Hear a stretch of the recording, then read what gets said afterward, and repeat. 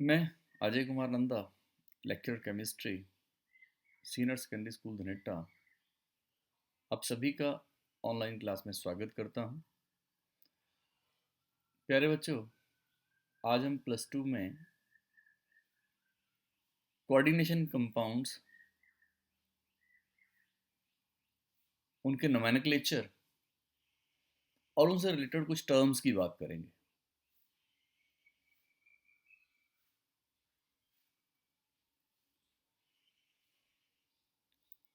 क्या आप जानते हैं ये कंपाउंड क्या है?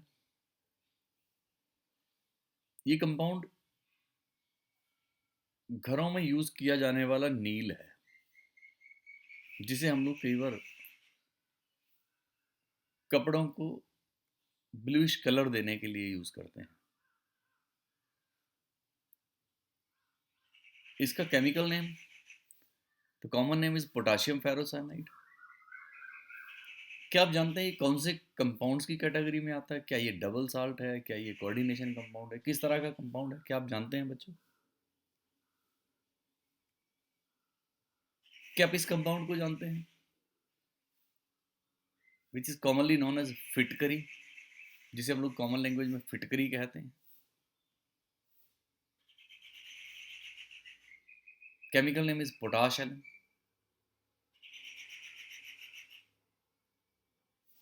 अब इन दोनों कंपाउंड में क्या डिफरेंस है? पोटाशियम फेरोसाइनाइड और पोटाश एलम दोनों में क्या डिफरेंस है? ये कौन कौन सी कैटेगरी के कंपाउंड हैं? आज हम यही सीखेंगे।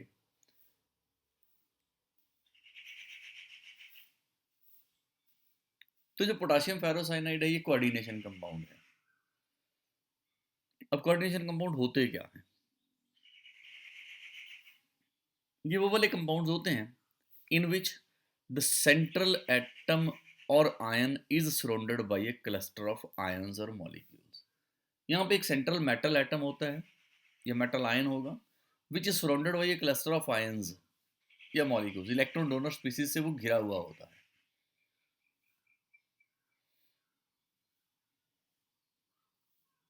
और ये जो सेंट्रल मेटल एटम है, ये नंबर ऑफ आयंस या न्यूट्रल मॉलिक्यूल्स के साथ it is linked through coordinate bond.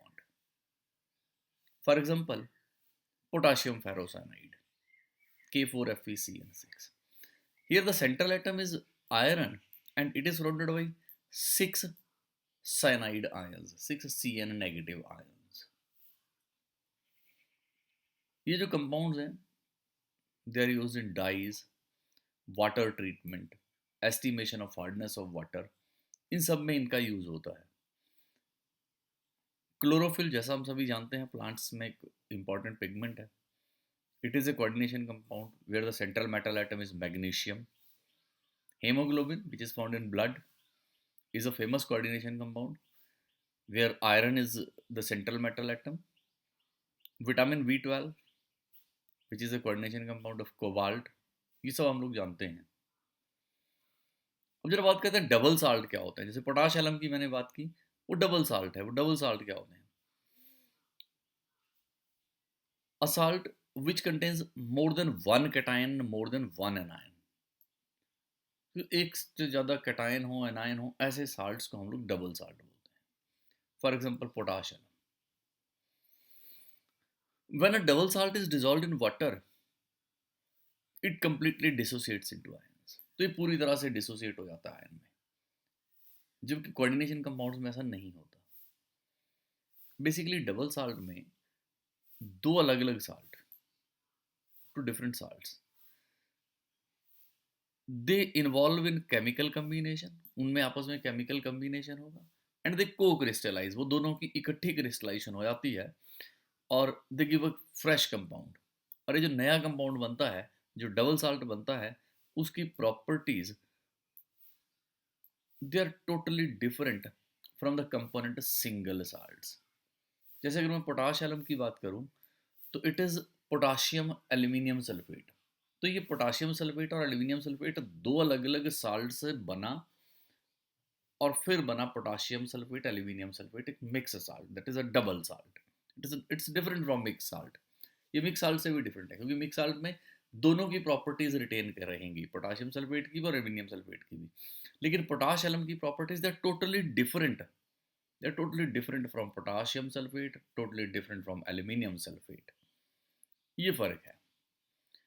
Now let us talk about the difference between a coordination compound and a double salt. Double salts are crystalline salts having composition of a mixture of two simple salts.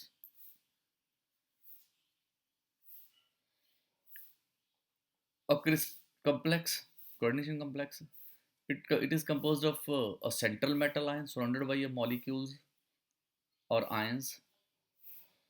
यहाँ पे central metal है which is surrounded by a number of ions or number of molecules. But here two different salts mixed together to give it. Composition जैसे मैंने कहा कि इसमें two different salts they crystallize and it contains a metal surrounded by ligands. Bonding की बात करें तो यहाँ पे क्योंकि साल्ट्स हैं आयनिक बॉन्ड्स होंगी, it contains ionic bonds between cations and anions, and in case of coordination compounds they are coordinate bonds. Coordinate bond है जहाँ पे लिगेंड जो आयन हुआ वो इलेक्ट्रॉन डोनेट करेगा, मेटल आयन जो है वो इलेक्ट्रॉन एक्सेप्टर होगा। Solubility, double salts when they are dissolved they are dissociated into ionic species, वो पूरी तरह से डिसोसिएट हो जाएंगे। यूं कह लीजिए कि डबल साल्ट की जो एग्जिस्टेंस है वो सिर्फ सॉलिड स्टेट में ही है। When they are dissolved in water तो डबल साल्ट की एग्जिस्टेंस खत्म हो जाती है। But coordinate compounds are not separated into ionic species. When they are dissolved in water, they are not separated into ionic species. Here in this chapter, we shall talk about the coordinate compounds only. Coordination compounds में कुछ terms की हमें जरूरत पड़ेगी. Let us talk about them one by one. The very first is coordination sphere. Coordination sphere is composed of central atom or ion to which a number of other ions or neutral molecules are attached through coordinate bond. ये आप देखिए, अगर मैं इस compound की बात करूं K4FeCN6, here the coordination sphere is FeCN6 part. It is called coordination sphere.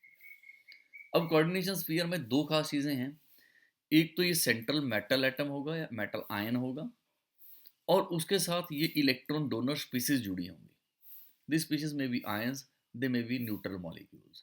तो एक तो ये होंगे और एक होगा सेंट्रल मेटल एटम और ion, and it is enclosed in square brackets, और इस स्क्वायर ब्रैकेट में एनक्लोज किया है। तो जो स्क्वायर ब्रैकेट में एनक्लोज्ड पार्ट है that is called coordination sphere. Then is central atom और ion. Central atom or ion is the atom or ion to which a fixed number of other ions or neutral molecules are attached through coordinate bond in a definite geometrical pattern. ये वाला जो metal atom या ion है, likewise iron here, it is a central atom or central ion because it is attached to a fixed number of ions or molecules through coordinate bond. ये इनके साथ जुड़ा हुआ है. Here this fixed number is 6. It is attached to 6 Cn negative ions. You see the case CONH3 6Cl3. अगर इस compound में आप देखें, इस कोऑर्डिनेशन कंपाउंड में आप देखें, here the central metal atom is cobalt. ये जो इलेक्ट्रॉन डोनर आयंस जुड़े हैं या मॉलिक्यूल्स जुड़े हैं, they are called ligands. So ligand is NH3 here. कितने लिगेंड जुड़े हैं that is called coordination number. और ये जो सारे का सारा part which is enclosed in a square bracket, it is called coordination sphere. और ये जो बाहर हैं anions, they are called ionization sphere. So let us talk about these terms. Ions जो जुड़े हुए थे, they are called ligands. So what is a ligand? Ligands, the electron donor ions or molecules bonded to the central atom or ion in coordination sphere are called ligands. The electron donor ions or molecules, electron donor ions or molecules जो central atom या ion के साथ coordination sphere में जुड़े हैं, they are called ligands. Ligands can be simple ions like Cl negative, Br negative, F negative. They can be small molecules like water, H2O, ammonia, NH3, or they can be larger molecules like ethylene diamine, H2N, CH2, CH2, NH2, or they can be even macromolecules such as proteins. But the condition is that they should have a donor site. वो electron donate करने की capacity उनकी होनी चाहिए. There is a word denticity. The number of atoms in a single ligand that bind to the central atom in a coordination complex.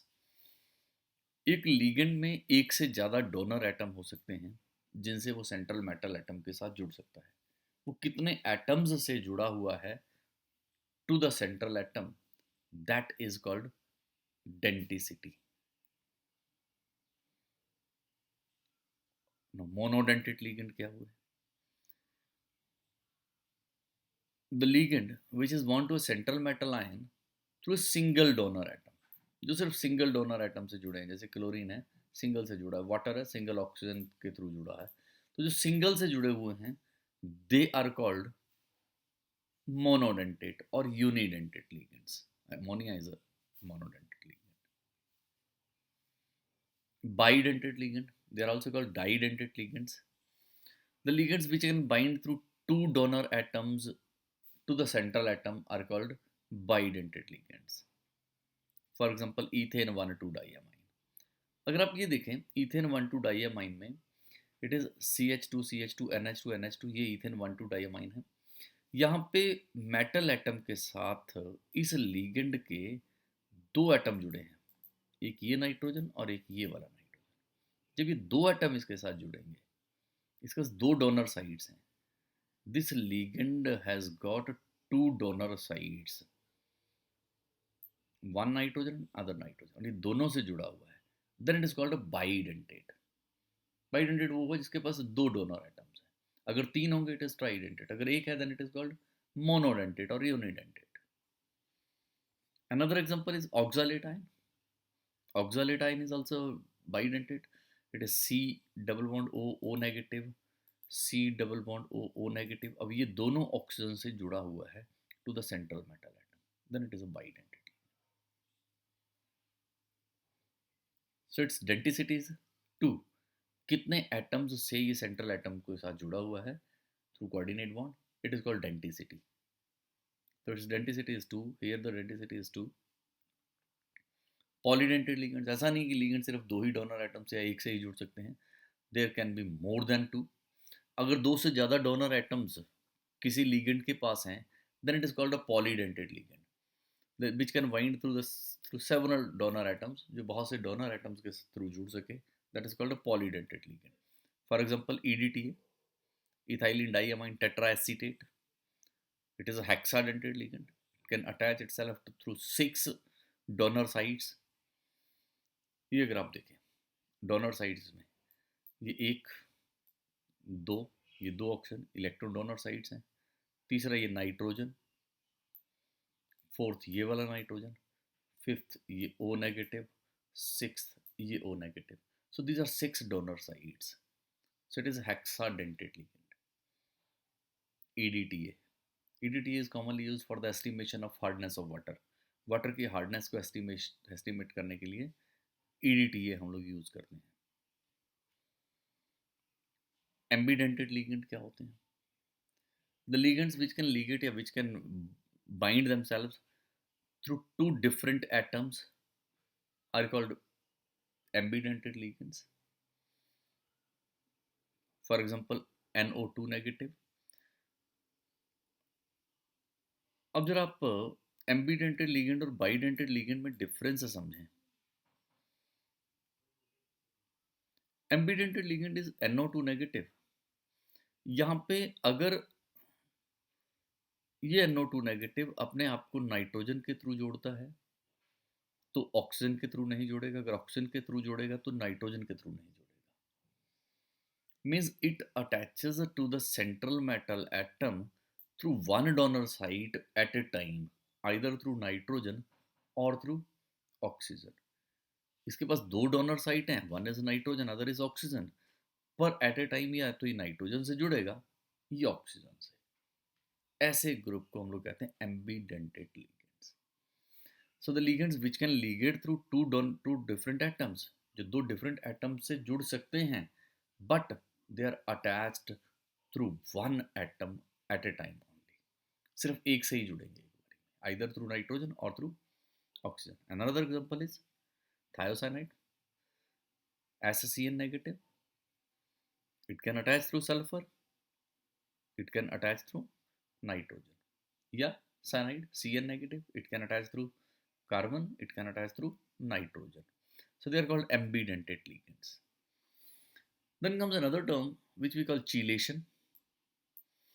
When a polydentate ligand is attached to central metal atom to form a 5 or 6 membered ring, the ligand is called chelating ligand. You see this one.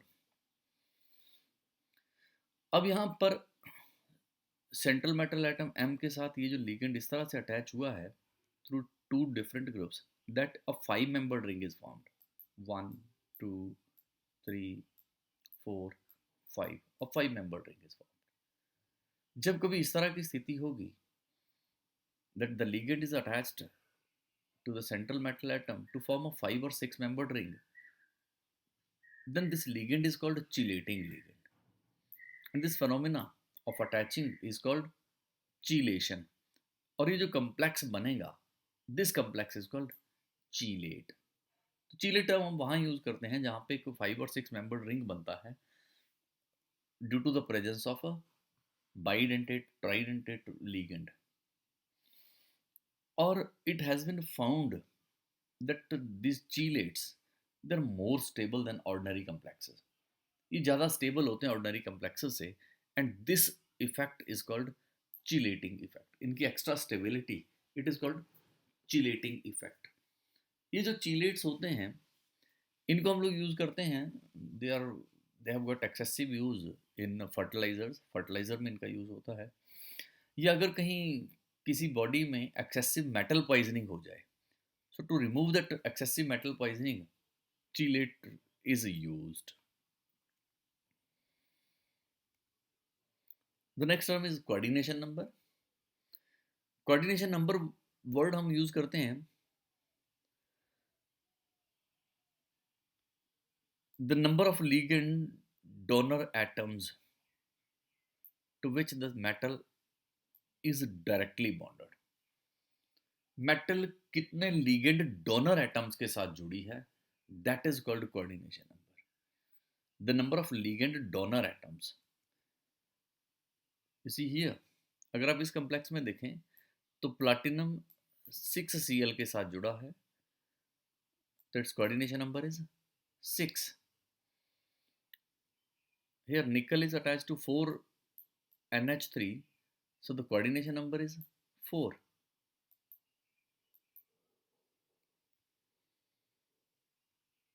You see this case now.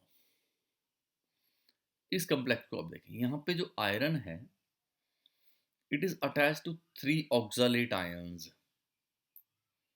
ये FeC2O4 3 negative, ये एक, ये दूसरा oxalate ion और ये तीसरा oxalate ion C2O4 2 negative. जब iron 3 oxalate ion के साथ जुड़ा है इट इज FeC2O4 3 नेगेटिव, पर कितने डोनर एटम्स के साथ जुड़ा है, अब एक एक लिगेंड दो दो डोनर एटम्स के साथ जुड़ा है, के थ्रू जुड़ा है. So the total number of donor atoms is 2 पर लिगेंड, सो टोटल इज 6. 2 यहाँ है, 2 यहाँ है और 2 यहाँ है. So here the coordination number is 6 not 3. ये वर्ड आप ध्यान रखें. जब कभी हमारे पास एक पॉलीडेंटेट लिगेंड आता है, then the coordination number is not the number of ligands, it is the number of donor atoms. तो आप ये जरूर ध्यान रखें कि कितने डोनर एटम से जुड़ा है. अब मान लीजिए कि किसी मेटल के साथ EDTA जुड़ा है, अब metal is attached to EDTA, अब EDTA is a hexadentate ligand, in that case the coordination number becomes 6 automatically because it is attached through 6 donor atoms. तो कितने डोनर एटम्स के साथ कोई लिगेंड जुड़ा है तो वो उस मेटल का कोऑर्डिनेशन नंबर है। For example ethane 1,2 diamine, it is a bidentate ligand.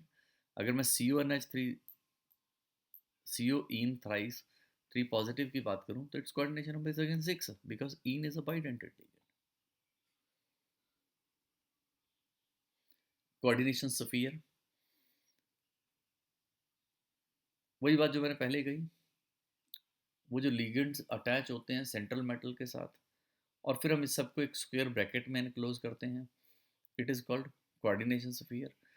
जो ब्रैकेट के बाहर रह गया दैट इज आयनाइजेशन ग्रुप जो बचते हैं, आयनाइजेबल ग्रुप जो बचते हैं, देयर कॉल्ड काउंटर आयंस। यहाँ पे अगर आप देखें K4FeCN6 में, so here FeCN6, this part is called coordination sphere and this is called counter ion। ये counter ion है और ये coordination sphere है। So coordination sphere contains the metal atom and the ligands। Cationic complex, अब ये complex दो तरह के हैं, they are either cationic और anionic। cationic complex वो जहाँ पे ये जो complex part है, coordination sphere part है, square bracket वाला part है, if it is positively charged। अब फॉर एग्जांपल अगर मैं यहाँ बात करूँ तो यार iron has got +3 oxidation state, water is a neutral ligand, तो ये वाला जो पार्ट आया it has got +3 charge, positive charge, so it is cationic complex। Here again cobalt is in +3 oxidation state, so this compound is also having positive charge, so it is cationic complex। Here nickel is in +2 oxidation state, so this part has got +2 charge, so it is cationic complex। Similarly we have got certain anionic complexes also, the complexes in which complex ion carries a negative charge, जहाँ पे complex ion के पास negative charge है, they are called anionic complexes। For example here, now iron has got +2 oxidation state, cyanide has got -1, तो 6 के पास -6, तो overall जो इस part के पास charge आया that is -4, so it is anion। See here, silver has got +1 oxidation state, CN has got -1, so 2 की -2 है, so overall charge is -1। Here mercury has got +2 oxidation state, iodine has got -1, 4 iodine -4, so ये जो सारा part है it has got -2। तो जहाँ पे complex part के पास negative charge है then we call it anionic complex, and where it is having positive charge then it is called cationic complex। Then is coordination polyhedral, the spatial arrangement of ligands is called coordination polyhedral। ये ligands central atom के साथ एक definite geometry के साथ जुड़े होते हैं और ये जो डेफिनिट ज्योमेट्री है that is called coordination polyhedral. Coordination compounds में जो ज़्यादातर पॉलीहेड्रल चलते हैं they are octahedral, square planar and tetrahedral. अगर आप ये देखें CONH3 6 3 positive it is octahedral, NiCO4 it is tetrahedral, PtCl4 it is square planar. इनकी बात हम लोग नेक्स्ट लेक्चर में करेंगे कि इनकी किस तरह से अरेंजमेंट है और क्यों ऐसा अरेंजमेंट है, इसको हम लोग वैलेंसी बॉन्ड थ्योरी के थ्रू समझने की कोशिश करेंगे इन द नेक्स्ट लेक्चर। ये ऑक्टाहेड्रल हम लोग जानते हैं, 4 one above the plane, other below the plane। It is tetrahedral, it is square planar। तो ये तीन तरह के जनरली अरेंजमेंट है। Central metal, these are the ligands. अगर 6 लीगेंड्स इस ज्योमेट्रिकल पैटर्न में अटैच्ड हैं देन इट इज ऑक्टाहेड्रल। अगर 4 हैं and they are arranged in this structure then it is tetrahedral, if they are arranged like this then it is called square planar। oxidation number, oxidation number of the central atom is the charge it would carry if all the ligands are removed along with the electron pairs that are shared with the central atom। अगर सारे ligands को as ion हम remove कर दें तो जो central atom के पास charge बचेगा that is called its oxidation number. और ऑक्सीडेशन नंबर को हम लोग रोमन नंबर के साथ, मेटल के साथ पैरेंथेसिस में लिख के, ब्रैकेट्स में लिख के रिप्रेजेंट करते हैं। फॉर एग्जांपल अगर मैं यहाँ बात करूँ, so here the coordination number of this compound is 6 is 4 and the oxidation number cyanide is -1, तो 4 का -4 है, ओवरऑल चार्ज -3 बचता है, तो इट हैज गॉट +1। अब ये जो कॉपर का +1 है, it is called oxidation number, it is written like this Cu1। तो ध्यान रखें, oxidation number is totally different from coordination number. Coordination number तो था कि कितनी बॉन्ड्स बनाई हैं लिगेंड्स ने, दैट इज कोऑर्डिनेशन नंबर। और कितना चार्ज आएगा सेंट्रल मेटल के पास जब हम इन सारे लिगेंड्स को एज आयन रिमूव करेंगे, that charge is called oxidation number. Complexes दो तरह के हैं, one is homoleptic and other is heteroleptic complexes. Homoleptic complexes वो हैं जब सारे के सारे लिगेंड्स, सारे के सारे डोनर ग्रुप्स एक जैसे हैं। For example this one compound अगर आप देखेंगे, 6 के 6 अमोनिया है। अगर सारे एक जैसे लिगेंड्स हैं, then the complexes are called homoleptic complexes. And if different ligands, different donor atoms are attached, then it is called heteroleptic. For example this case आप देखें, कोबाल्ट के साथ 4 अमोनिया जुड़े हैं और 2 क्लोराइड जुड़े हैं। टोटल 6 लिगेंड हैं, 4 एक तरह के हैं, 2 एक तरह के। अगर 2 अलग अलग तरह के आ गए, देन इट इज हेट्रोलेप्टिक। 3 आ गए हेट्रोलेप्टिक, 4 आ गए हेट्रोलेप्टिक। अगर सारे एक जैसे हैं, सारे अमोनिया हैं, then it is homoleptic. Home is similar. So this were the terms which were required, जिनका हमें पता होना चाहिए to understand the coordination compounds. उसके बाद हम बात करते हैं नोमेनक्लेचर ऑफ कोऑर्डिनेशन कंपाउंड्स, नाम कैसे लिखते हैं। इनके नाम लिखने के लिए कुछ एक रूल्स हैं, आईयूपीएसी पैटर्न पे हम बात करेंगे, आईयूपीएसी नेमिंग इनकी कैसे करते हैं। रूल्स हैं, पहला रूल ये है कि हमेशा कैटायन का नाम पहले आएगा before an ion. Cation is always named before an ion, name the cation before an ion, पहला रूल हमारा यही रहेगा। जब हम किसी कम्प्लेक्स पार्ट का नाम करते हैं तो लिगेंड्स को पहले लिखेंगे, फिर सेंट्रल मेटल एटम को लिखेंगे। पहले कैटायन फिर एनायन, चाहे कम्प्लेक्स कैटायन में हो चाहे एनायन में हो, कैटायनिक कम्प्लेक्स हो चाहे एनायनिक हो, cation is always written before anion, पहली चीज। सेकंड थिंग इज, जब हम किसी कम्प्लेक्स पार्ट की बात करते हैं, कोऑर्डिनेशन स्फीयर की बात करते हैं, कोऑर्डिनेशन स्फीयर में पहले हम लिगेंड्स का नाम लिखेंगे, देन सेंट्रल मेटल। और लिगेंड्स का नाम हमेशा अल्फाबेटिकल ऑर्डर में ही लिखते हैं। ये ध्यान रखें, the numerical prefixes do not affect the order. अगर मेरे पास जैसे कहीं डाई आ गया है, ट्राई आ गया है, तो डी और टी से नहीं, हम लोग उनके लिगेंड के नाम से ही देखेंगे। Generally anionic ligands they generally end in O. For example ये जो आइड वाले हैं, they are written as ido. जैसे chloride it is called chlorido, bromide is called bromido, cyanide is called cyano और साइनाइडो। एट वाले दे and in एटो, जैसे sulphate है तो सल्फेटो, नाइट्रेट है तो नाइट्रेटो, आइट आइटो, नाइट्राइट नाइट्राइटो। तो ये ध्यान रखें कि जनरली जो एनाइनिक कम्प्लेक्स हैं, उनके लीगेंड, एनाइनिक लीगेंड्स के नाम ओ के साथ खत्म होते हैं। ये लीगेंड्स को याद करने के कुछ तरीके हैं। न्यूट्रल लीगेंड्स, उनको उन्हीं के नाम से ही जाना जाता है। जैसे ये है ईथेन 1,2 डाइअमाइन, इथाइलिन डाइअमाइन, तो it is known as ethane 1,2 diamine. But water को वाटर नहीं कहते, water is called aqua. Ammonia is called ammine, be careful, it has got double m, ammine. N2 is called dinitrogen, O2 is called dioxygen, carbon monoxide CO is called carbonyl। तो इस तरह से हम लोग ligands के name करते हैं। कुछ कॉमन लिगेंड्स के नेम आप देखें, Cl नेगेटिव क्लोराइडो था, Br negative bromido, fluorido, oxo, hydroxo, cyano, oxalato, carbonato, acetato. These are the names of the ligands. Cn negative is called cyano, C2O42 negative oxalato, carbonate को हम लोग कार्बोनेटो कहते हैं, एसीटेटो।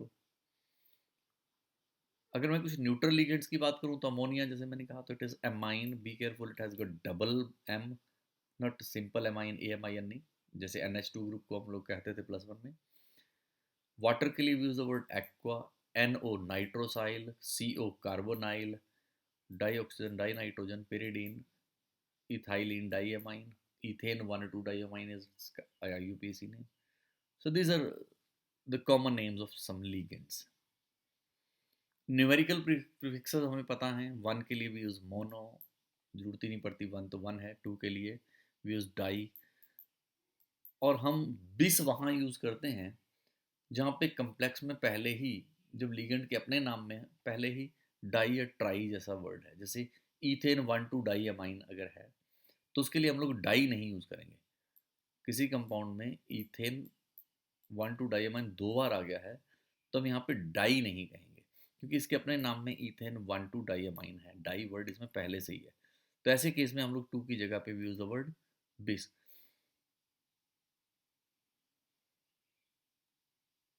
Tris for 3, tetra, tetra किस for 4। This is the way.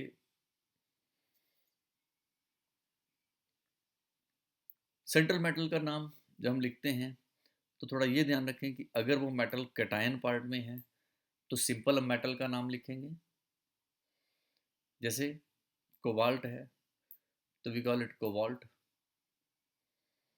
Platinum is called platinum. But अगर यही metal atom anionic part में है तो हम इसके नाम के साथ 8 जोड़ देंगे, जैसे platinum becomes platinate, cobalt becomes cobaltate. I repeat my statement, अगर मेटल एटम कैटायनिक पार्ट में है, if it is present in the cationic part, तो उसका नाम वैसे ही रहेगा जैसा है, cobalt is called cobalt, platinum is called platinum. But अगर मेटल एनायनिक पार्ट में है then its name ends with 8, cobalt is called cobaltate, platinum is called platinate, पर ये तब होता है when it is present in the negative part, anionic part.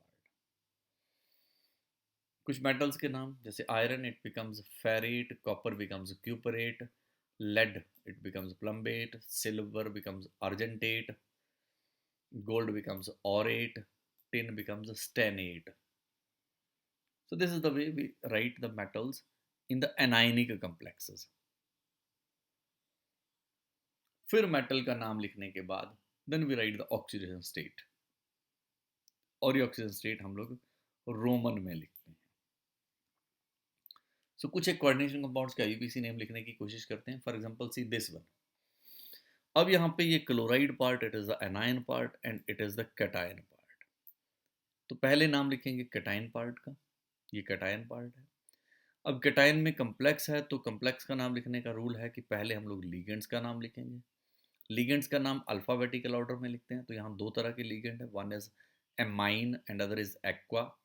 तो alphabetical order में पहले एमाइन आएगा, तो its name is tri amine, फिर tri aqua and then chromium. Now let us try to see it. Ligands का नाम is tri amine, फिर tri aqua, then is chromium. फिर हम इसका ऑक्सीडेशन नंबर कैलकुलेट करेंगे। ऑक्सीडेशन नंबर जैसा हमने +1 में सीखा था वैसे ही है। Water is a neutral ligand, ammonia is a neutral ligand, chloride has got -1 तो 3 के पास -3 है। अगर मैं इसका x मानता हूँ तो it becomes x + 0 + 0 -3 = 0, so x is equal to 3, so it is chromium 3 chloride. ये जो हमारे पास एनायन है, मैंने इसे ट्राई क्लोराइड नहीं लिखा। इसका रीज़न है कि 3 क्लोरीन सिर्फ ऑक्सीडेशन नंबर को सेटिस्फाई करने के लिए, इसकी वैलेंसी को सेटिस्फाई करने के लिए है, बाकी it is not try chloride, it is called simple chloride. You see this one case. अब यहाँ पे Br3 3 ब्रोमीन सिर्फ प्लैटिनम की वैलेंसी के लिए है, इसका ऑक्सीडेशन नंबर के लिए है, it is not tri bromide. पर ये जो लीगेंड्स अंदर हैं attached, here the ligands are 5 ammonia हैं और 1 क्लोरीन है। इन लीगेंड्स के लिए तो हम लोग पेंटा ट्राई वर्ड यूज़ करते हैं, बट ये जो बाहर एनायन है इसके लिए हम यूज़ नहीं करते। काउंटर आयन की वैलेंसी हम यहाँ पे नहीं लिखेंगे, it is simple written as bromide. अब जरा इसका नाम लिखने की कोशिश करते हैं। कैटायनी कम्प्लेक्स है तो पहले हम लोग इनके नाम देखें। It is amine, it is chlorido. तो एमाइन पहले आएगा तो it is penta amine chlorido platinum. Oxidation number calculate करें, it is -1, it is -3, so it becomes +4, that becomes pentaamine chlorido platinum 4 bromide. See here, it is pentaamine chlorido. ये जो 2004 में pattern change किया है ना, chloro has been replaced by the word chlorido. पहले chloro use करते हैं, अब क्लोराइडो यूज करते हैं। Platinum 4 bromide. See next one, यहाँ पे ethane 1,2 diamine and it is chlorido. तो अल्फाबेटिकली पहले कौन सा आएगा? Chlorido, that is di chlorido. ये क्लोरो को क्लोराइडो ही पढ़ें, इट इज डाई क्लोराइडो। बिस मैंने यूज किया, मैंने कहा इसके नाम में डाई आता है तो here we do not use another di. तो ये 2 बार है इसलिए इसके लिए डाई वर्ड यूज करते हैं, इसके लिए यूज द वर्ड बिस। और it is better to write its IUPAC name here, bis ethane 1,2 diamine, then is platinum chloride.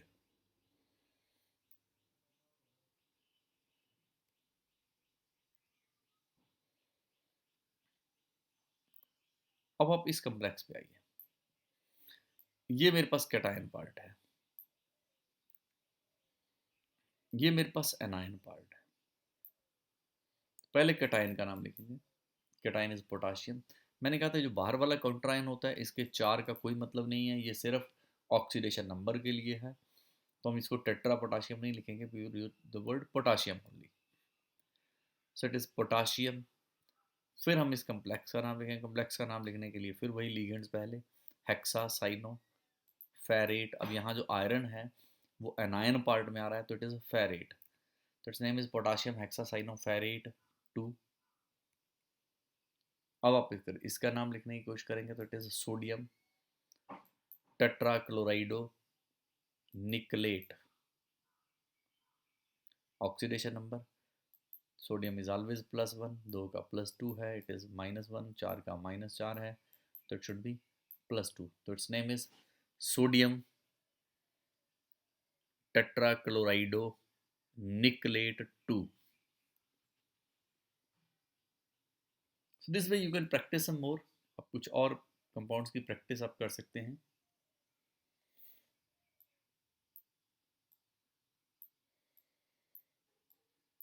It is pentacarbonyl iron. The oxidation number is 0 here because carbonyl is a neutral ligand. So this way you can write the names of certain other compounds also। अगर मेरे पास coordination compound दिया है और उसके लिए formula मुझे लिखना है तो सेंट्रल एटम पहले लिखेंगे। जैसे ये वाला केस है तो here the central atom is chromium, तो हम लोग पहले क्रोमियम लिखेंगे।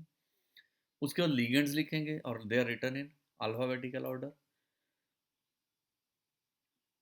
चार्ज के अकॉर्डिंग नहीं। जैसे यहाँ पे क्रोमियम है तो क्रोमियम के साथ ट्राई अमाइन मतलब 3 अमोनिया है, then is tri aqua means 3 water हैं। पहला काम हो रहा सेंट्रल मेटल लिखना, उसके बाद लिगेंड्स लिखना। अगर हमारे पॉलीडेंटेड लिगेंड्स हैं तो भी हम लोग उनको अल्फ़ाबेटिकली लिखेंगे। ध्यान रखें तब उनके फर्स्ट लेटर को हम लोग अल्फ़ाबेटिकली के लिए यूज़ करते हैं। अगर एब्रीविएशन है तो भी हम फर्स्ट लेटर ही लिखेंगे। उसके बाद ये जो कोऑर्डिनेशन एंटिटी है, कोऑर्डिनेशन स्फीयर है, इसको हम लोग ब्रैकेट में, स्क्वायर ब्रैकेट में एनक्लोज कर देंगे। It is enclosed in the square bracket. उसके बाद लिगेंड्स लिखती बार कोई स्पेस नहीं छोड़ना है। उसके बाद हमने इसका चार्ज कैलकुलेट करना है। Chromium is in the +3 oxidation state, जैसे आपने कंपाउंड में पढ़ा था, इट इज़ क्रोमियम 3। तो अगर इसका ऑक्सीडेशन स्टेट +3 है तो +3 अमोनिया न्यूट्रल लिगेंड है, वाटर न्यूट्रल लिगेंड है, सो ओवरऑल चार्ज हम यहाँ लिखेंगे इट इज़ +3।